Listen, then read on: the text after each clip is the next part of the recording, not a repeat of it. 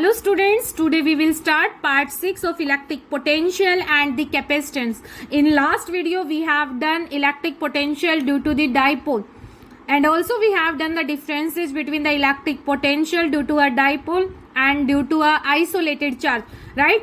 और इस वीडियो में हम करेंगे relation between the electric field and the potential और you also can say that potential gradient and second हम टॉपिक करेंगे इसमें equipotential surfaces, राइट तो इसके लिए लेट अस स्टार्ट. हम एक पॉजिटिव क्यू चार्ज कंसीडर कर लेते हैं इस पॉइंट पर and we have a test charge at a point, right. अब इस ए पॉइंट से we want to bring it this test charge at point B. तो ऑब्वियसली हमें कुछ ना कुछ वर्क करना पड़ेगा और यही वर्क डन पर यूनिट चार्ज क्या हो जाएगा, आपका पोटेंशियल के इक्वल हो जाएगा, right.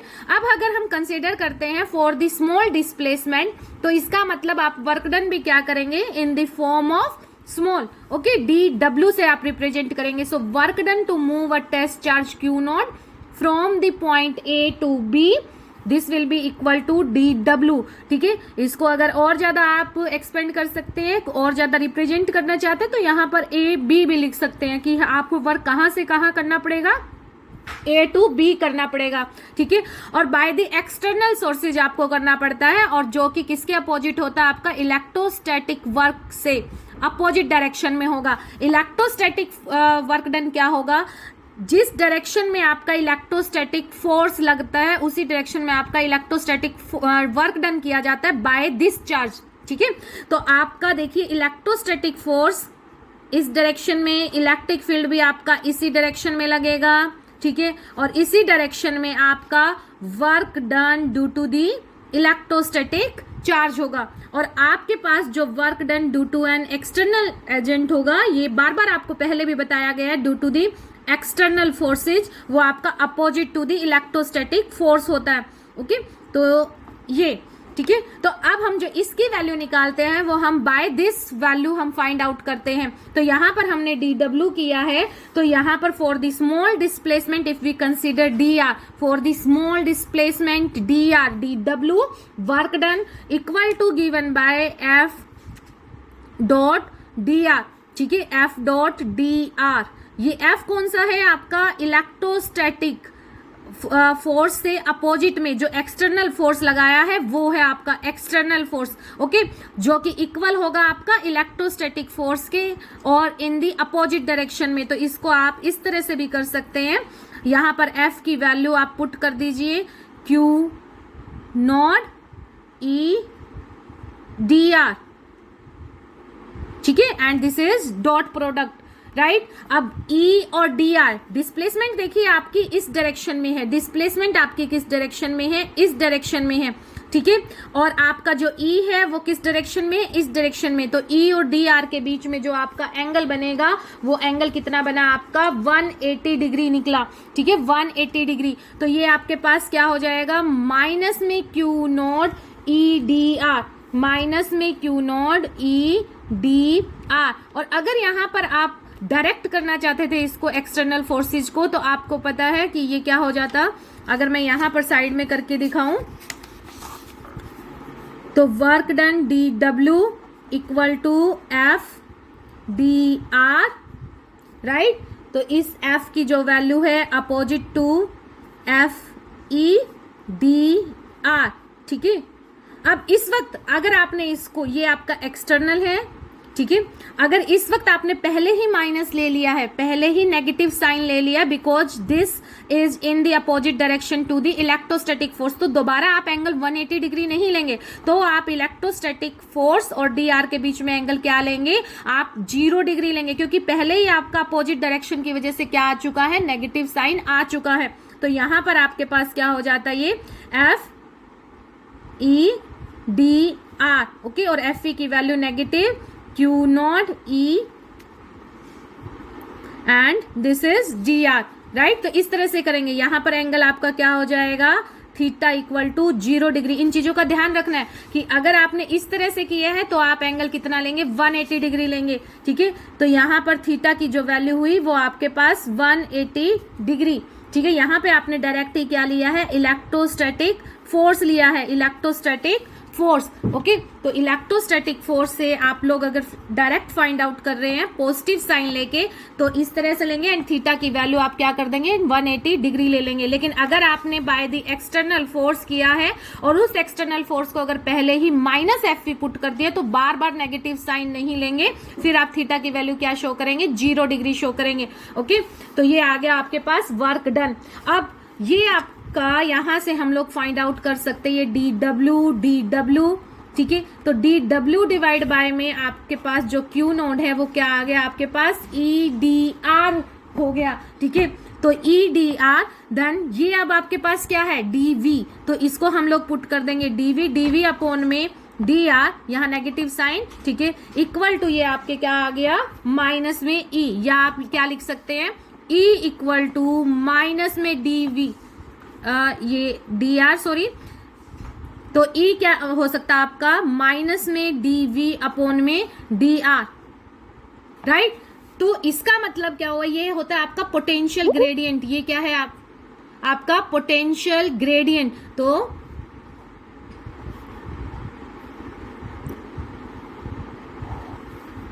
Potential gradient,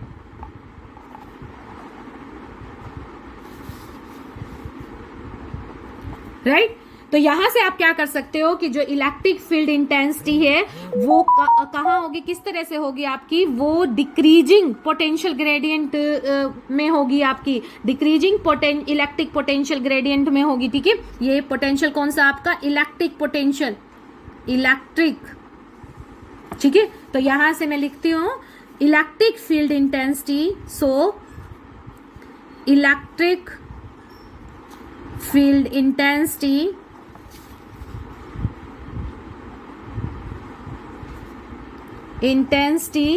is in the direction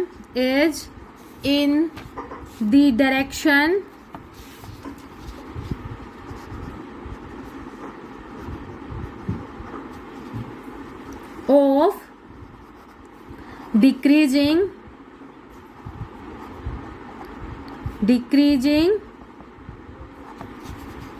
electric potential gradient, electric potential gradient, right. जो ये नेगेटिव साइन है आपका, नेगेटिव साइन क्या शो कर रहा है आपका कि जो आपका पोटेंशियल ग्रेडियंट है वो क्या हो रहा है डिक्रीज हो रहा है। तो जो इलेक्ट्रिक फील्ड इंटेंसिटी होगी वो is in the direction of the decreasing potential gradient में होगी, राइट। तो यहाँ ये आपका टॉपिक खत्म होता है। अब इससे रिलेटेड हम लोग आपका एग्जाम्पल ले लेते हैं कि एग्जाम्पल क्या होगा। सपोज करो we have the electric potential like this, यहां लिख देते हैं एग्जाम्पल।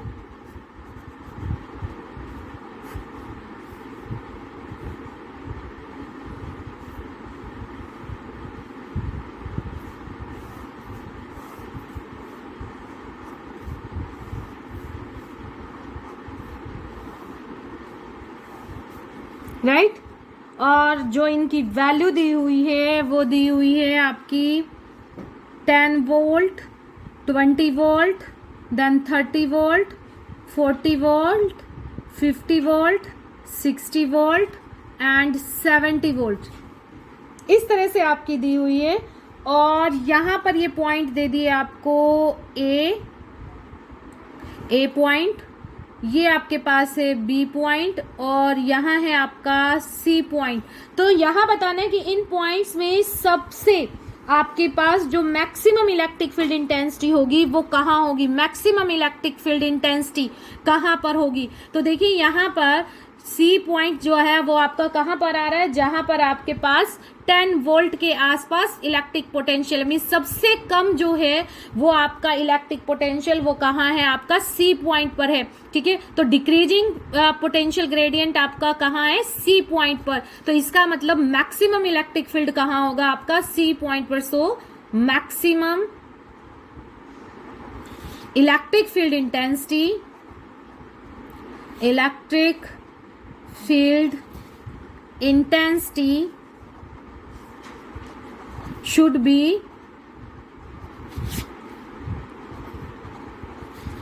एट पॉइंट सी, ठीक है, एट पॉइंट सी पर होगी। क्यों होगी? क्योंकि यहाँ पर सबसे कम क्या है आपका पोटेंशियल है। यहाँ इस पॉइंट पर देखिए 10, 20, 30, 40, ठीक है, तो बी पर आपका 20 के आसपास, ए पर आपका कितना है 30 के आसपास। ओके, तो ये था आपका relation between the electric field E and the potential.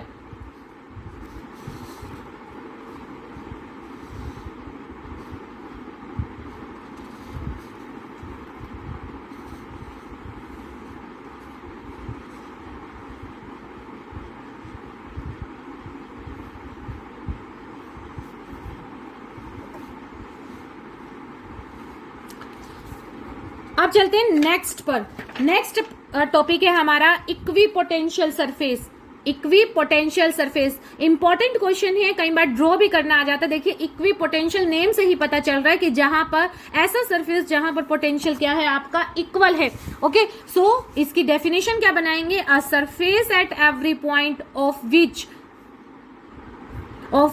the electric potential due to a charge distribution is same is called the equipotential surface। जैसा नाम है वैसे ही इसकी डेफिनेशन है, कोई रट्टाफिकेशन नहीं है। a surface at the every point of which electric potential due to a charge distribution is same is called the equipotential surface। Right, अब आपका जो एग्जाम में आता है वो ड्रॉ करना आता है, ड्रॉ दी इक्विपोटेंशियल सरफेस। किस लिए? सबसे फर्स्ट केस हमने ले लिया for the uniform electric field. अगर आपको दिया हुआ है then draw the equipotential surface, ठीक है। तो यूनिफॉर्म इलेक्ट्रिक फील्ड आप किससे रिप्रेजेंट करते हैं? यूनिफॉर्म इलेक्ट्रिक फील्ड हम लोग रिप्रेजेंट करते हैं बाय द पैरेलल लाइंस, ठीक है, by the parallel electric field lines. तो ये आपकी क्या हो गई? इलेक्ट्रिक फील्ड लाइन हो गई। क्या हो गई? ये आपकी पैरेलल में इलेक्ट्रिक फील्ड लाइंस, ठीक है। तो ये डायरेक्शन क्या है आपके पास? ई की, ठीक है, ये क्या है आपके पास? ई। अब इनके परपेंडिकुलर में आप लोग क्या कर दो? एक प्लेन ड्रॉ कर दो, ठीक है, तो वो आपका क्या हो जाएगा?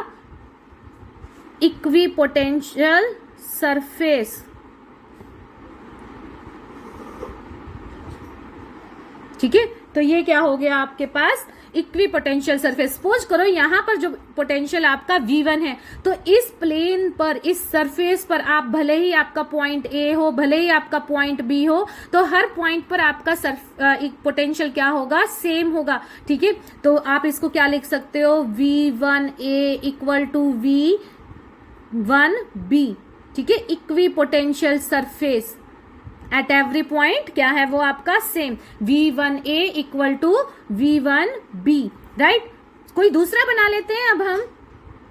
सपोज करो ये हो गया आपके पास सेकंड प्लेन, ओके, ये सेकंड प्लेन हो गया आपका। यहां पर है आपका V2, तो यहां पर जो आपके पॉइंट है सपोज करो C एंड यहां आपका पॉइंट D, ठीक है। तो आपके पास जो V2C होगा तो वो क्या होगा? V2D के इक्वल होगा। इस तरह आप कितने भी नंबर ऑफ इक्विपोटेंशियल यहाँ पर इन पैरेलल लाइंस के परपेंडिकुलर में ड्रॉ कर सकते हो, ठीक है। और ये परपेंडिकुलर ही क्यों करना है वो भी अब हम आगे करेंगे, ठीक है। नेक्स्ट है आपका इसी में ही, for draw the equipotential surface one we have the isolated point charge. Isolated point charge मतलब हमारे पास क्या है? एक सिंगल चार्ज है, ठीक है, और उसमें कोई चेंज नहीं हो रहा है। सपोज करो हमने फर्स्ट केस ले लिया आपका पॉजिटिव क्यू चार्ज, और हमें पता है कि इलेक्ट्रिक फील्ड लाइंस जो है वो कैसे निकलती है आपकी पॉजिटिव चार्ज से, वो बाहर की तरफ निकलती है। सब आपने लास्ट लेक्चर में किया हुआ होगा, ठीक है। तो ये क्या है आपकी इलेक्ट्रिक फील्ड लाइंस,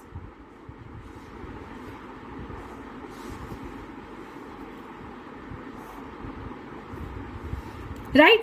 तो ये बाहर की तरफ, इनसे अब आप क्या करो? आर रेडियस लेके ये सर्कल ड्रॉ कर दो, आर रेडियस लेकर सर्कल ड्रॉ कर दो। तो ये जो आपने सर्कल ड्रॉ किए हैं ये क्या है आपका? इक्विपोटेंशियल सरफेस है, इक्विपोटेंशियल सरफेसेज, ठीक है, with the radius of R. Similarly अगर हम माइनस क्यू की बात करते हैं, अगर हमारे पास नेगेटिव क्यू चार्ज है तो यहां से जो इलेक्ट्रिक फील्ड लाइंस निकलती है वो एंटर कर रही होती है, टर्मिनेट। हमें पता है कि जो आपकी इलेक्ट्रिक फील्ड लाइंस है वो टर्मिनेट होती है एट द नेगेटिव चार्ज।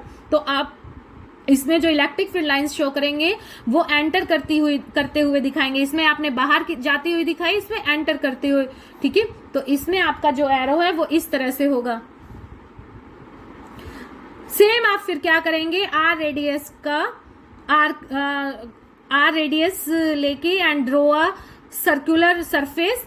ठीक है, तो ये जो सरफेस आपने ड्रॉ किया है ये क्या हो जाएगा आपके पास, इक्वी पोटेंशियल सरफेस। ठीक है, जो ये हमने सर्कल की शेप में ड्रॉ कर रखे हैं यहाँ पर।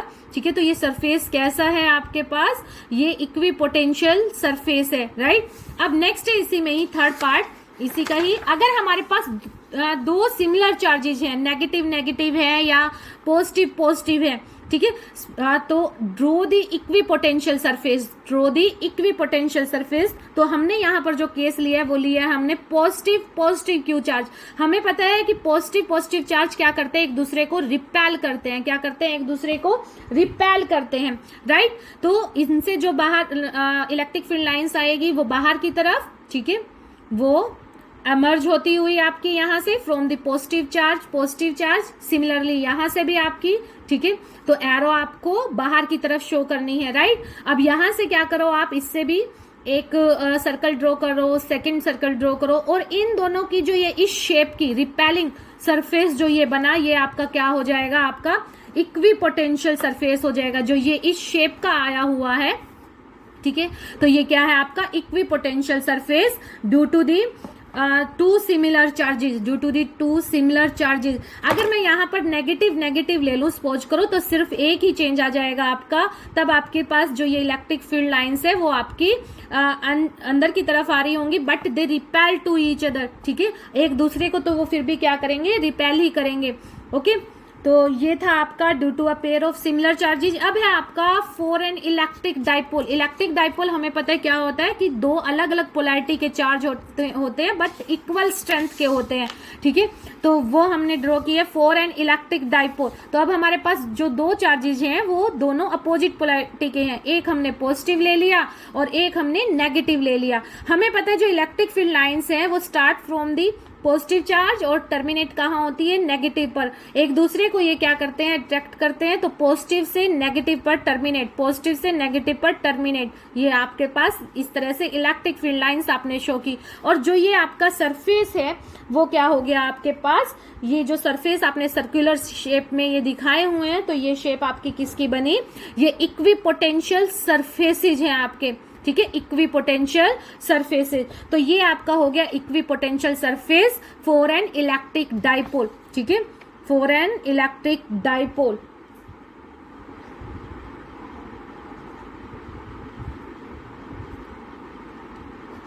Equi potential surface due to due to a dipole. Okay, तो ये टॉपिक आपका यही। उसके बाद आपकी आती है properties of the equipotential surface. Equipotential surface की प्रॉपर्टी के लिए देखिए सबसे फर्स्ट प्रॉपर्टी है आपकी no work is done in moving a test charge. ठीक है, कोई भी वर्क डन नहीं किया जाएगा अगर हम किसी भी टेस्ट चार्ज को मूव कराते हैं। क्यू नोड हमारे पास पोज कर लिया हमने, क्या है, टेस्ट चार्ज है हमारे पास, और हमने कंसीडर कर लिया कि जो ये हमारे पास हम बात कर रहे हैं वो इक्वी पोटेंशियल पर पॉइंट है, इक्वी पोटेंशियल सरफेस है। कोई भी आप ये सरफेस कंसीडर कर लो। ठीक है,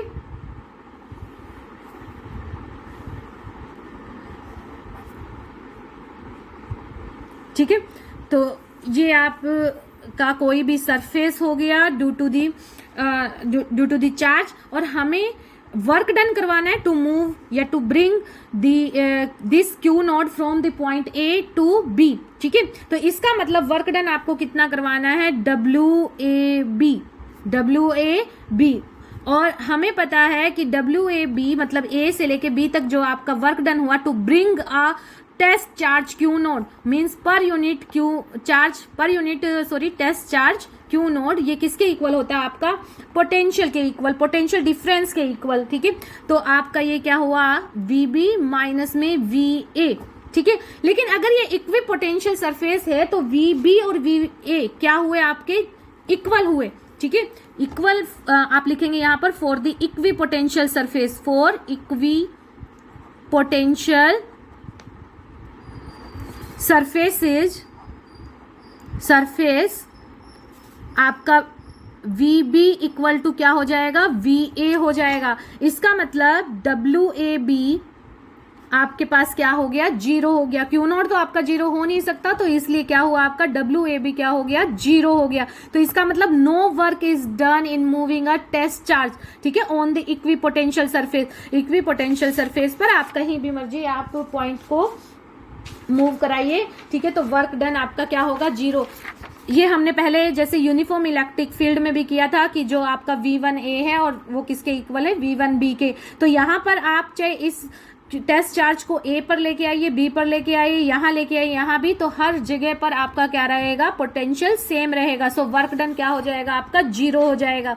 सेकेंड प्रॉपर्टी आपकी 1 मार्क्स क्वेश्चन के लिए very important, the electric field is perpendicular to the equipotential. जो हमने बोला भी था कि यहाँ पर, यहाँ जो हमने बोला भी था कि ये इस तरह से हमने सरफेसेज किस तरह से ड्रॉ किए हुए हैं, ये अब आपके आगे आएगा भी। देखिए यहाँ पर जब मैंने यूनिफॉर्म इलेक्ट्रिक फील्ड लिया था, या किसी पर भी लीजिए, जो इलेक्ट्रिक फील्ड लाइंस होंगी आपकी वो क्या होंगी, सरफेस के परपेंडिकुलर होती हैं। सपोज कीजिए आपने यही ले लिया, तो मैंने बोला था कि आप इसके परपेंडिकुलर में एक प्लेन ड्रॉ कर दीजिए, ठीक है, तो वो क्यों करना है वो हम आगे पढ़ेंगे। यहाँ पर भी जो आपकी ये जो इलेक्ट्रिक फील्ड लाइंस है, ये क्या है, इस सरफेस के क्या है, 90 डिग्री एंगल पर है, ठीक है। सिमिलरली अगर इसमें आप देखेंगे तो ये भी आपका क्या होता है, एंगल 90 डिग्री होता है, ये हमेशा याद रखना, ठीक है। तो इक्वी पोटेंशियल सरफेस जो होता है वो इलेक्ट्रिक फील्ड लाइंस के परपेंडिकुलर होता है। अब होता कैसे है, ठीक है, हमने बोल तो दिया, ठीक है, हमें पता है कि D W divide by Q not क्या होता है, डी वी के बराबर होता है, ठीक है। वर्क डन पर यूनिट चार्ज या work done to bring a test charge from a point to the another, that will be equal to potential difference d v के इक्वल होगा, ठीक है, for a small displacement. Okay, तो अब यहां से आपके पास क्या हुआ, डी डब्ल्यू की value q nought d v आ गई, और डी डब्ल्यू क्या होता है आपका, डी डब्ल्यू देखिए मैंने अभी थोड़ी देर पहले भी ड्राइव किया था, आपका डी डब्ल्यू की वैल्यू जो आई थी आपके पास q nought e dot D r आई थी, q nought e dot D R, ठीक है। हमने पीछे वाले ये आर्टिकल में relation between the electric field and the potential ये हमने किया हुआ है, ये रिलेशन, ठीक है। तो इसका मतलब आपके पास जो वर्क डन है वो क्या आया आपके पास, q nought e dot D R.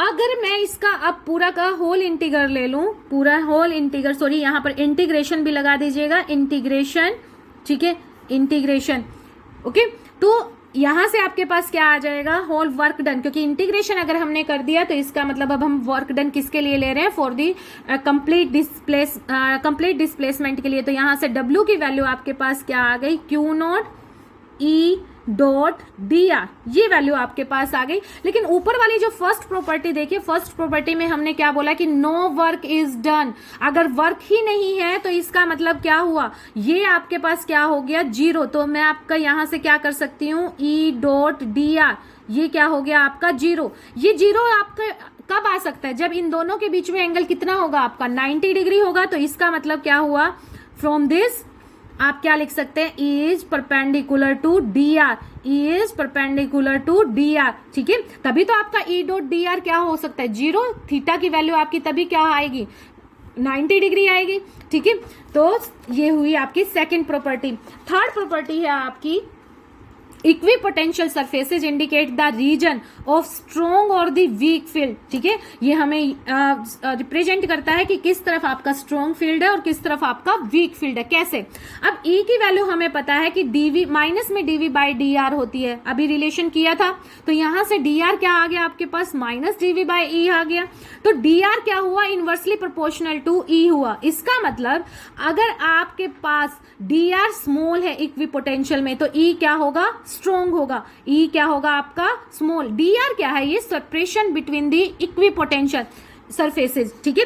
D R क्या बताया, separation of the equipotential surfaces, ठीक है। तो अगर वो स्मॉलर है तो E क्या हो जाएगा आपका, स्ट्रॉन्ग हो जाएगा, एंड वाइस वर्सा। और इसके अपोजिट एक एग्जांपल लेके चलते हैं। देखिए सपोज करो हमारे पास ये सरफेस है,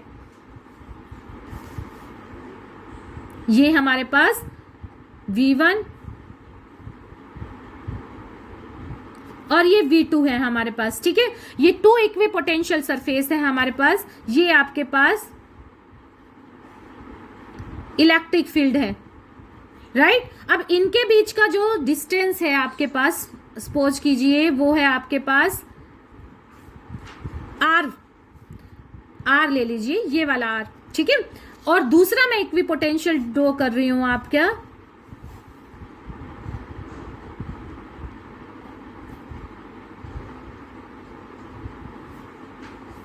ये, ठीक है, ये आपका V1 डैश V2 डैश और इनके बीच का जो सेपरेशन है ये है आपका R डैश, ठीक है। तो ये आपके पास इलेक्ट्रिक फील्ड,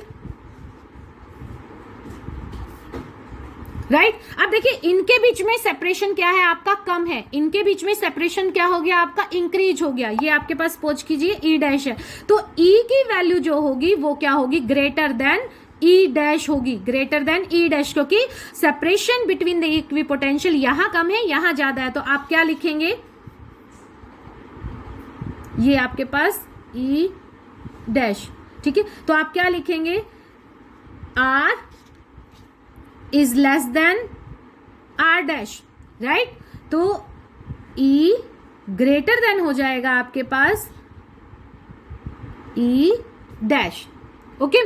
तो ये प्रॉपर्टी हुई आपकी। तो जिसमें आपका सेपरेशन कम होगा वहां पर आपके पास स्ट्रॉन्ग फील्ड, और जहां पर सेपरेशन आपका ज्यादा हुआ तो वहां पर आपका फील्ड कैसा हो जाएगा, वीक फील्ड हो जाएगा। अब है आपकी fourth property, two equipotential surfaces can not intersect. ये तो आपका लास्ट चैप्टर में भी कई बार आया हुआ है कि electric field lines can not intersect, वही सेम आंसर है कि if they intersect to each other it means there will be two value of the electric potential due to a point charge which is impossible, right. बिल्कुल same वही चीज है जो आपने electric field lines में की थी कि टू इक्विपोटेंशियल सरफेसेज अगर आपस में इंटरसेक्ट करते हैं then it means there will be a two value of the potential, two value of the electric potential at a single point charge, at a single point, या कह सकते हैं due to a single point charge there will be two value of electric potential, right.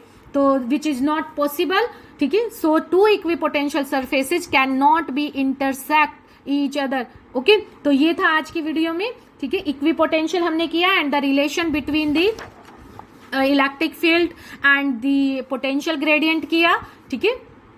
So if you like it then subscribe my channel, thank you.